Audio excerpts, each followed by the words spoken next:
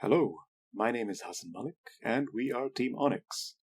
Our task was to create an extract, transform, and load, or ETL pipeline, to convert data from an online transaction processing format to an online analytics processing format. This data is kept in terrific Totes' database, and needs to be extracted, transformed, and finally loaded into a data warehouse, where it could be used for analytics and data science projects. Our first task as a group was to read and discuss the brief. Using the Agile methodology, tasks were broken down into bite-sized chunks, which were then added to a Kanban board as tickets.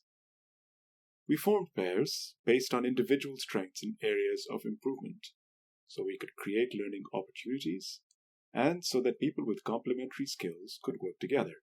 Tickets were then assigned to pairs during our daily stand-up meetings.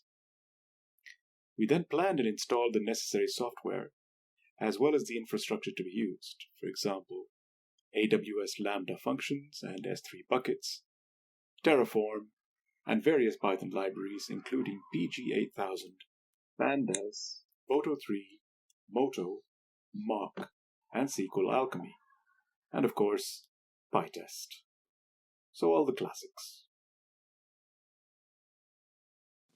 Hi, I'm Ewan Ritchie, and my main involvement with the project was writing and testing the Python functions used in the ETL process. First, the extract. The extract function is triggered every 15 minutes using the Amazon AWS Event Bridge. The function retrieves Totes' database credentials from AWS Secrets Manager and uses them to make a connection to the database using PG8000. Once connected successfully, SQL queries are used to extract data from each table in the database. Data is then converted to JSON format before using the Boto3 client to write to the ingested data bucket. After writing to the bucket, the function also creates and writes a timestamp text file to the bucket. On subsequent invocations of the extract, this timestamp is then used in the SQL queries to ensure only new data from the database is read, preventing any duplicate data entering the bucket. Here we can see the contents of the ingested data bucket with all data in sorted folders and the last extract timestamp.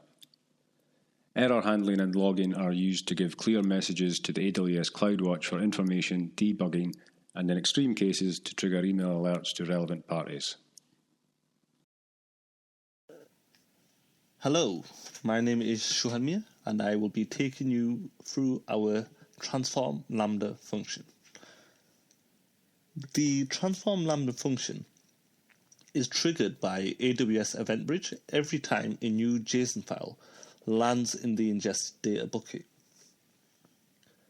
As transform is event-driven, multiple instances of the function can be run simultaneously as they are processing each individual JSON file.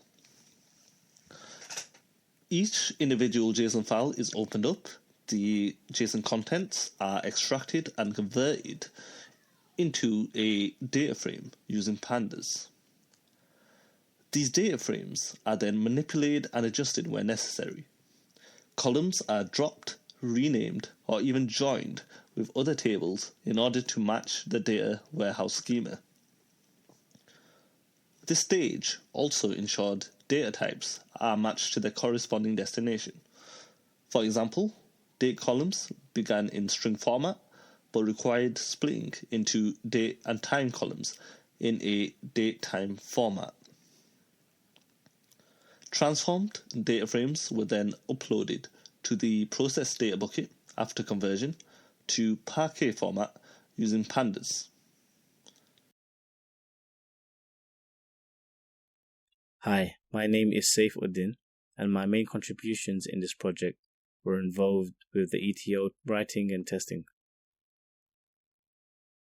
The final stage of the ETL process is loading data to the warehouse. It runs on a 20-minute schedule using the same timestamp logic as the extract function. The load function reads all new Parquet files added to the process data bucket from the transform process. Using the pandas library, any new files present in the bucket are then converted to data frames. SQL Alchemy is then used both to connect to the warehouse and to write the pandas data frames to the warehouse. As with the extract function, Data warehouse credentials are stored in AWS Secrets Manager.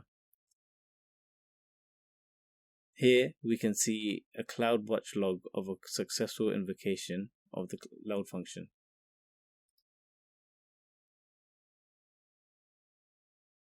Hi, my name is Ayub Mensah, and I'm here to present on the testing aspect of the project. Whilst writing various blocks and functionalities of code, we decided, as required, to take the test-driven development approach. This would simply allow us to reduce writing repetitive code and also avoid code redundancy and vulnerability.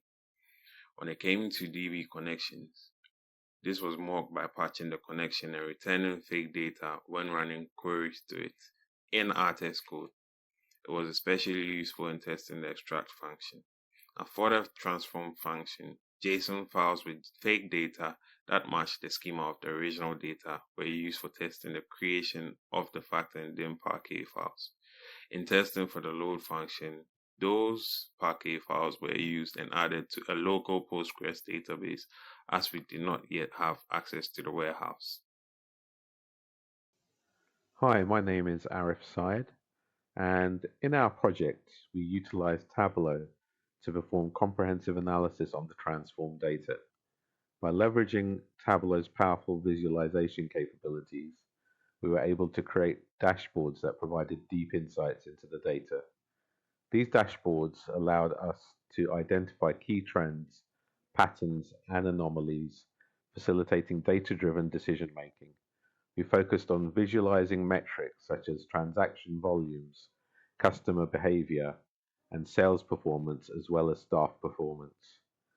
The intuitive interface of Tableau enabled us to present complex data in a clear and accessible manner, making it easier for stakeholders to understand and act upon the insights derived from our analysis. Challenges.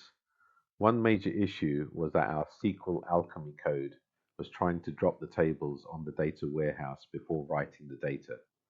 The log messages were not particularly helpful in debugging this issue, but once addressed, the code ran fine and we were able to populate the database. We thoroughly enjoyed this project and we welcome any questions from the audience. Thank you.